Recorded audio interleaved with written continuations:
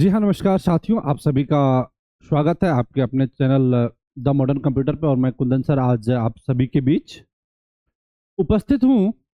और जैसा कि पिछले 2 नवंबर से ही बार बार चर्चा हो रही थी कि असिस्टेंट प्रोफेसर को लेकर के जो हमने न्यूज़ दिया था, और मेरे ही तरफ से नहीं, बहुत ही, चाहे वो यूट्यूब चैनल हो और जिस भी संसाधन से आपके कान तक आवाज़ गया था कि बिहार में बैट एग्जाम होना है और असिस्टेंट प्रोफेसर की भर्ती होनी है। तो उसको लेकर के देखिए,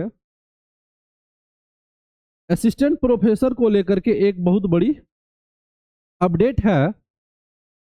कह रहा बिग अपडेट जी, असिस्टेंट प्रोफेसर जी, असिस्टेंट प्रोफेसर भर्ती 2000 जो 25 है, पहले 24 कहा जा रहा था लेकिन 24 तो बीत गया, 24 में क्लियर नहीं हुआ तो आया 25। तो 25 में असिस्टेंट प्रोफेसर का जो भर्ती निकल के आया है। अब यहाँ पे देखिए, पहले हम कुछ बिंदु को पढ़ते हैं और इसके बाद हर एक चीजों पे हम बारीकी से हम आपको समझा देंगे। और जब समझा देंगे तो हम आशा करते हैं कि आपके मन में जितनी भी प्रश्न होगी सभी कुछ क्लियर हो जाएगा। और उसके बाद भी अगर कोई प्रश्न रह जाएगा, आप इस वीडियो को देखने के बाद, पूरी वीडियो को देखने के बाद मेरे हिसाब से पूरा आपका सारा कुछ क्लियर हो जाएगा। लेकिन उसके बाद भी अगर आपके मन में कोई प्रश्न रह जाएगा तो आप हमें कमेंट में पूछ सकते हैं। जैसे ही आप कमेंट में पूछेंगे तो उसके बाद हम एक सेशन ही, एक पूरा वीडियो ही लेके चलाएंगे। 10 बच्चे, 20 बच्चे, 25 बच्चे का प्रश्न को लेकर के डायरेक्ट एक हम वीडियो ही बना देते हैं। तो चलिए, सबसे पहले देखिए कि जो समय पहले का था, अभी से जो पहले का समय था, जो असिस्टेंट प्रोफेसर की भर्तियां होती थी, तो असिस्टेंट प्रोफेसर की भर्ती के लिए स्टूडेंट को नेट या जेआरएफ के साथ साथ उसके पास पीएचडी की डिग्री होना अनिवार्य था। अब पीएचडी की डिग्री का अनिवार्यता क्यों था, उस बात को भी पहले आप समझ लीजिए कि पीएचडी की अनिवार्यता इसलिए था कि पहले लगा हुआ था एपीआई, ठीक है, API academic performance indicators. API का फुल फॉर्म होता है एकेडमिक परफॉर्मेंस इंडिकेटर्स। एपीआई के थ्रू होता था विद्यार्थी का सिलेक्शन। अब एपीआई क्या है, तो एपीआई में देखिए, जो स्टूडेंट होता था उसका पीजी का, नेट का, जेआरएफ का, रिसर्च का और पीएचडी का, सभी के मार्क्स पे एक पॉइंट दिया जाता था, निर्धारित अंक दिया जाता था। और वो अंक 100 होता था टोटल। और उस 100 को जो है सीरियल वाइज सेट किया जाता था कि उसमें से आपको कितना परसेंट प्राप्त हुआ है, कितना पॉइंट प्राप्त हुआ है। अब जैसा कि मानिए जो ये जो शुरू होता था, सपोज कीजिए कि पोस्ट ग्रेजुएशन, तो पोस्ट ग्रेजुएशन में जिसको 80% से ज्यादा नंबर होता था उसको जो है 8 पॉइंट दिया जाता था। और 60 से 80 के बीच होता था तो उसको 7 पॉइंट दिया जाता था। और 55 से 60 के बीच होता था तो उसको 6 पॉइंट दिया जाता था। इसी तरह से तो वहां पे क्या था, जो पीएचडी किया हुआ स्टूडेंट होता था तो उसको जो है 25 से 30 अंक दिया जाता था, 25 से 30 पॉइंट दिया जाता था। और जैसे ही 25 से 30 पॉइंट दिया जाता था तो बाकी बच्चे को, वहां तक जो उनका पीएचडी नहीं था, तो उनको जो है वहां पे असिस्टेंट प्रोफेसर के लिए जाना बहुत टफ हो गया, जाना मुश्किल हो गया था। लेकिन जैसे ही एनईपी, नेशनल एजुकेशन पॉलिसी 2020 आया, और यहाँ इससे पहले जो है 2018 में एक कानून जो है संशोधन बन के एजुकेशन के लिए आया था, और उसी के आधार पे जब एनईपी 20 लागू किया गया तो वहां कहा गया कि अब जो है शिक्षण की जो विधि है उसमें लचीलापन लाया जाए। अब देखिए लचीलापन कैसे आएगा, तो लचीलापन तभी आएगा जब योग्य शिक्षक होंगे। अब देखिए, योग्य शिक्षक किसको आप कहेंगे, तो योग्य शिक्षक आप उसको नहीं कहेंगे जिन्होंने पीएचडी किया है। ऐसा नहीं है। जो शिक्षक अपने मेरिट के बल पे एग्जाम पास करके एडमिशन लिए फिर पीएचडी किए, वो तो योग्य शिक्षक है। लेकिन अभी का जो सिस्टम है, बहुत सारी प्राइवेट यूनिवर्सिटी है जहां पे डोनेशन दे करके स्टूडेंट पीएचडी का एडमिशन लिया और पीएचडी कर भी लिया। तो ऐसे अभ्यर्थी को क्या मिल गया? पीएचडी का डिग्री मिल गया, और यहाँ वैकेंसी में आकर के वो अप्लाई किया तो प्रोफेसर भी बन गया। तो यहाँ जो बाकी बच्चे थे, इन बच्चों को वहां पे अवसर प्राप्त करना टफ हो गया। तो इसका मतलब तो नहीं है कि इधर के बच्चे में एबिलिटी नहीं है, टैलेंट नहीं है, बिल्कुल टैलेंट है। तो इसी चीजों को देखते हुए सरकार एक नई कदम उठाई और अपना एग्जाम जो है स्टेट में एग्जाम कराने की निर्णय लिया गया। और ये एक जो डिटेल है, 2 नवंबर को प्रेस कॉन्फ्रेंस के माध्यम से, प्रेस ज्ञापित के माध्यम से कहा गया कि हम बैट एग्जाम लेंगे। क्लियर है?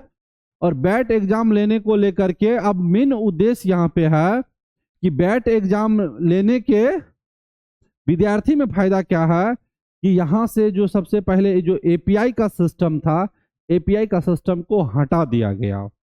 एपीआई का सिस्टम हटा दिया गया। अब जो होगा, देखिए एपीआई हटा तो वहां पे डायरेक्ट एग्जाम के थ्रू जो है सिलेक्शन हो जाएगा। ठीक है, पहले एपीआई के थ्रू सिलेक्शन होता था, आपका ग्रेजुएशन का, जो पीजी का और भी जो एग्जाम था उसको जोड़ करके पॉइंट बनता था। लेकिन अब आपका डायरेक्ट पॉइंट कहाँ से बने? डायरेक्ट आपका रिजल्ट जो है पास करेंगे जो एग्जामिनेशन, उसके थ्रू हो जाएगा आपका सिलेक्शन। ठीक है, अब यहां देखिए कुछ बात है, फिर हम आगे बात करेंगे। तो कह रहा नेट और पीएचडी की जरूरत नहीं जी। अब जो सिस्टम में जो संशोधन किया गया, अब आप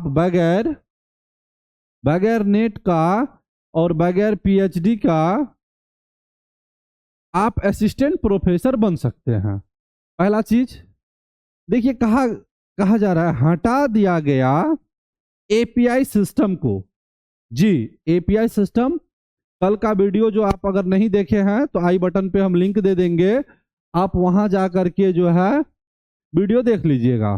कल का वीडियो में हमने कहा है कि एपीआई सिस्टम हटा दिया गया। हमारे कुछ साथी मैसेज किए कि नहीं, एपीआई सिस्टम नहीं हटेगा। श्रीमान, अगर एपीआई सिस्टम के बारे में अगर जानना है कि नहीं हटा है तो आप जो है कल का यानी 7 तारीख का पेपर देख लीजिएगा, दैनिक भास्कर, वहां पे सारा डिटेल दिया हुआ है। कल प्रेस ज्ञापित करके कहा गया है, ठीक है, कि एपीआई सिस्टम को हटा दिया जाएगा। अब कह रहा है अब पेशेवर भी बन सकते हैं कुलपति। अब आप देखिए यहां पे जो कुलपति बनने की बात है, तो सबसे पहले कि असिस्टेंट प्रोफेसर भी बन सकते हैं बिना नेट और पीएचडी के। अब जहां तक कि जो कुलपति की बात है, वो भी बन सकते हैं। कौन बन सकते हैं? कोई बड़ा जो बिजनेसमैन है, जिन्होंने अपना बिजनेस को बिल्ड किया हुआ है, वो जो है कुलपति बन सकते हैं। लेकिन उसके लिए कुछ कैटेगरी है, उस क्राइटेरिया को वो फुलफिल करेंगे तो वो बन सकते हैं। इसके लिए हम कल एक स्पेशल वीडियो बना देंगे। लेकिन फिलहाल अभी जो इस वीडियो में हम बात करने जा रहे हैं, टोटल का टोटल असिस्टेंट प्रोफेसर तक ही बात करेंगे। अगर आपको कुलपति से संबंधित बातें को जानना है तो नेक्स्ट वीडियो कल आप देख लीजिएगा। तो अब जो है पेशेवर भी क्या कर सकते हैं? बन सकते हैं कुलपति। अब कह रहा अलग अलग विषयों और कौशल वाले उम्मीदवारों की नियुक्ति पर भी विचार। अब देखिए यहां पर जो अलग अलग विषय की बात है, अलग अलग कौशल की बात है, ऐसे अभ्यर्थियों को भी अब मौका दिया गया। अब जैसे देखिए जो फिल्म इंडस्ट्रीज में है और अपना बेहतर परफॉर्मेंस दिखाया है, जिन्होंने कोई क्रिकेट में अपना बेहतर परफॉर्मेंस दिखाया है, हर क्षेत्र में कोई संगीत के क्षेत्र में अपना बेहतर परफॉर्मेंस दिखाया है, कोई खेल के क्षेत्र में अपना बेहतर परफॉर्मेंस दिखाया है, तो ऐसे लोगों को जो है डायरेक्ट यहाँ पर एग्जाम के थ्रू उनका सिलेक्शन लिया जाएगा। अब यहाँ पे इतना बात क्लियर है। अब चलिए आगे चलते हैं, यहां से आपको मेन चीज का प्रश्न का जवाब मिल जाएगा। अब प्रश्न का जवाब मेरे भाई क्या मिलेगा, अब कहिए अलग अलग विषयों और कौशल वाले उम्मीदवार की नियुक्ति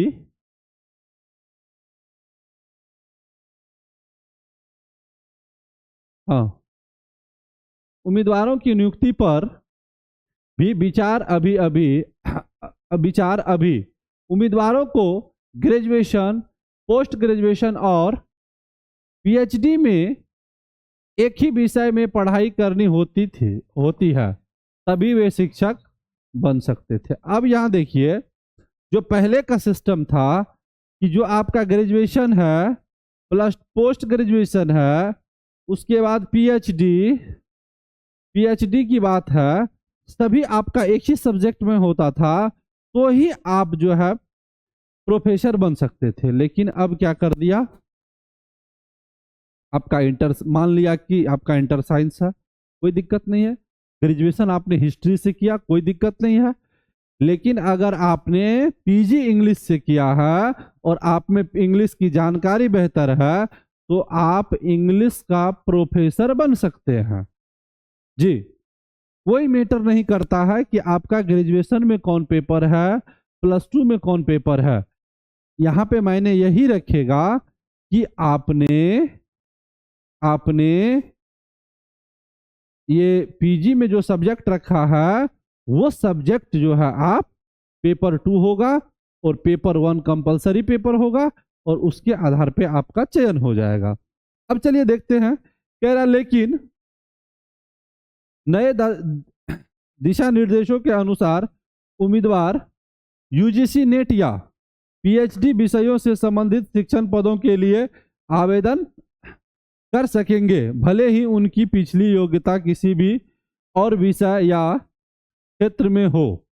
नए नियमों का उद्देश्य यूनिवर्सिटी को शिक्षकों की नियुक्ति में ज्यादा लचीलापन लाना है। अब अलग अलग विषयों और कौशलों वाले उम्मीदवार की नियुक्ति पर भी विचार किया जा सकेगा। अकादमिक योग्यता और प्रकाशनों में भी भारतीय भाषाओं को भी प्रोत्साहित करना है। ये जो पेपर है, पेपर से ही चीजें को उठा करके लिया गया है।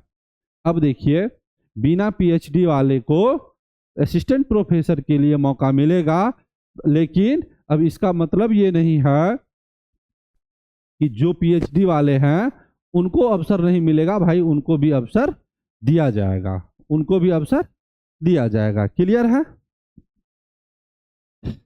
अब यहां देखिए, कह रहा प्रमोशन के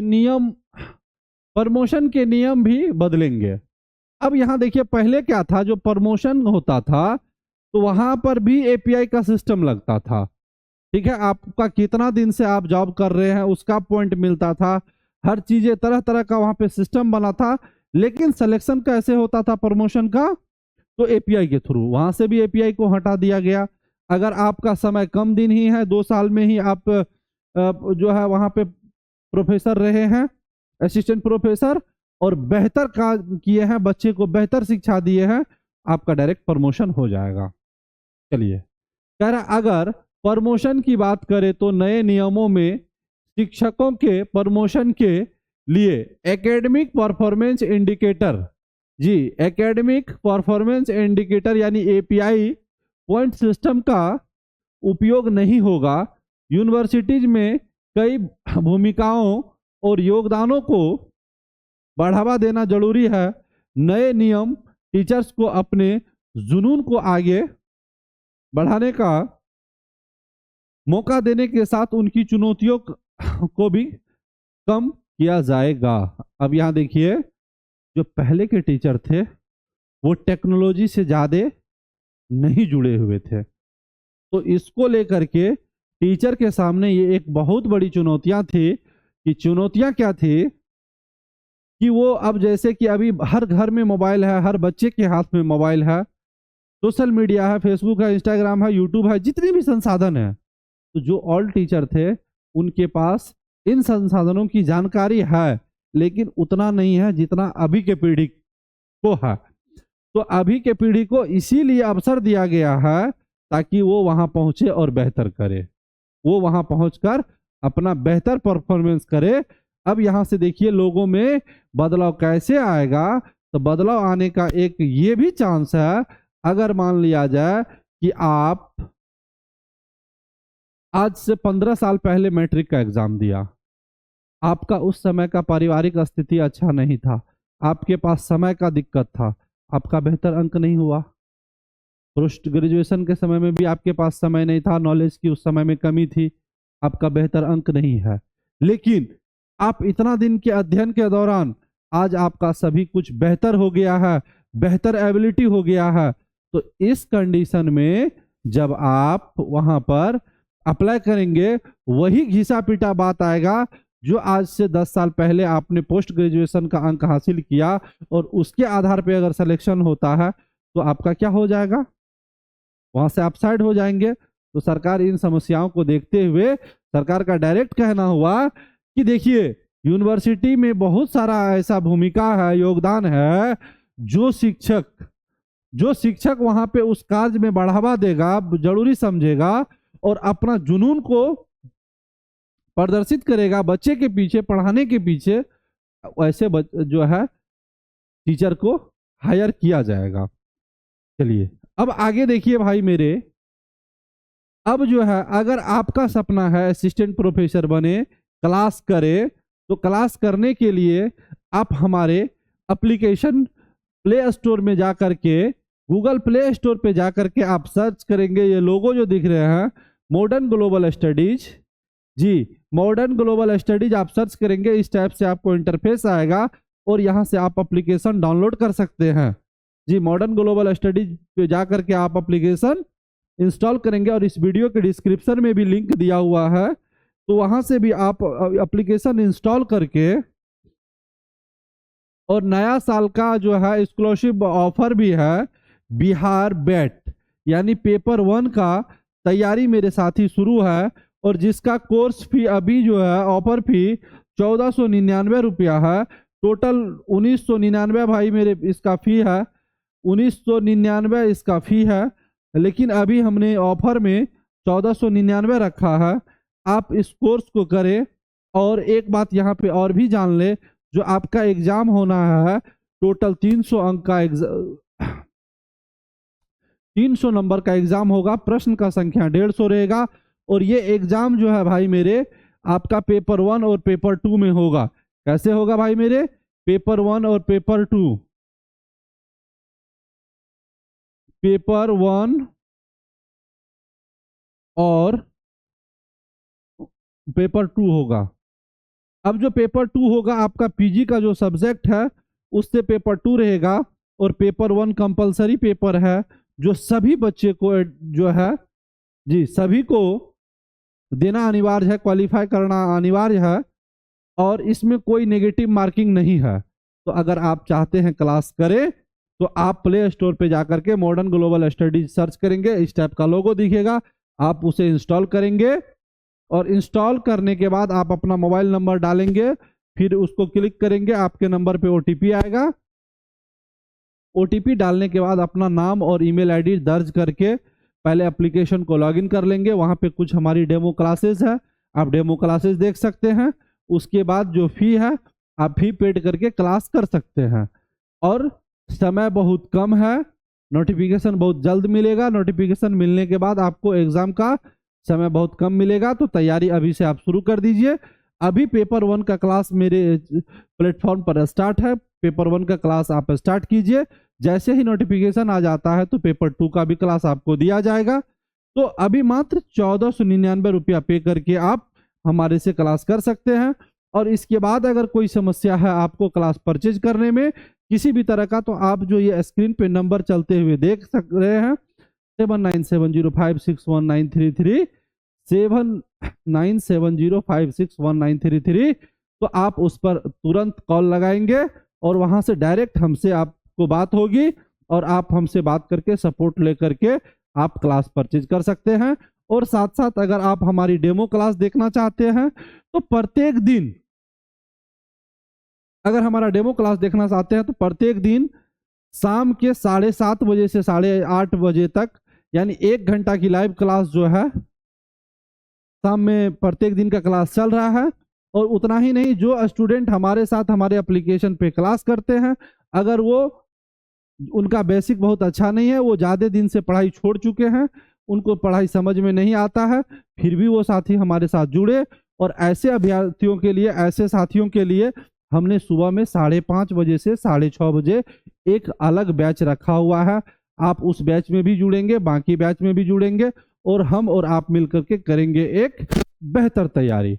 और इस बात का भी ध्यान रखा गया है कि लगभग जो भी बच्चे हमारे साथ क्लास करते हैं, जो भी साथी क्लास करते हैं, सभी कहीं ना कहीं कार्यरत है, या तो जॉब में है, या गवर्नमेंट जॉब में है, या प्राइवेट जॉब में है। तो समय का विशेष ध्यान रखा गया है। जो भी क्लासेज है तो वो 9 बजे से लेकर के 6 बजे के बीच में दिन में नहीं है।